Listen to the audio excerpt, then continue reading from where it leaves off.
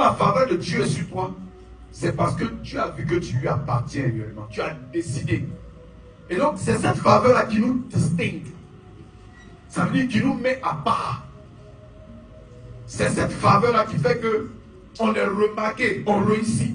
Parce que la distinction de Dieu vient pour nous. Parce que quand on dit que tu es distingué, ça veut dire que tu es mis à part. Parmi plusieurs, on te voit, on te remarque, on sait.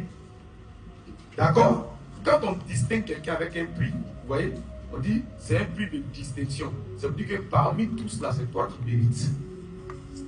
Donc vous voyez que la distinction, c'est le... Quelqu'un dit le mot, la distinction, c'est le mérite. Alléluia. Amen.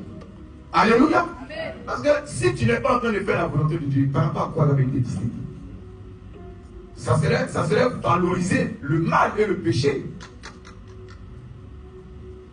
Donc, cette distinction que nous voulons, Dieu nous a donné deux choses à faire. Consécration, service.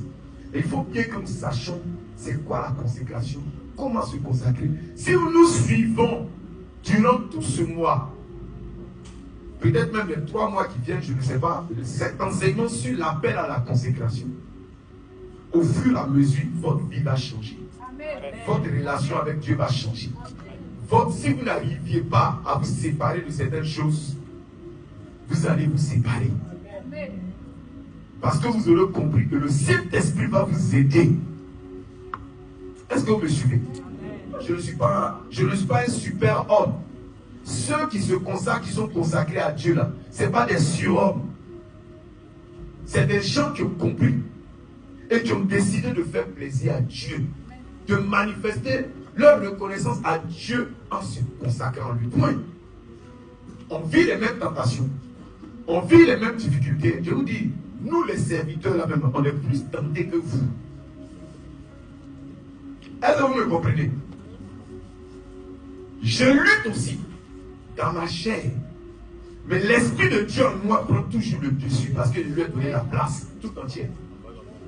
Donc quand les mauvaises pensées veulent venir là, j'ai dit, hey, sors là. Moi, mais j'ai honte. Toi, tu n'as pas honte.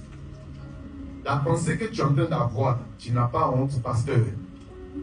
Et puis l'Esprit lui-même, il fuit, il s'en va. Parce qu'il n'y a pas sa place dans mon travail. Est-ce que vous me suivez? Alors, pourquoi Dieu nous appelle à la consécration?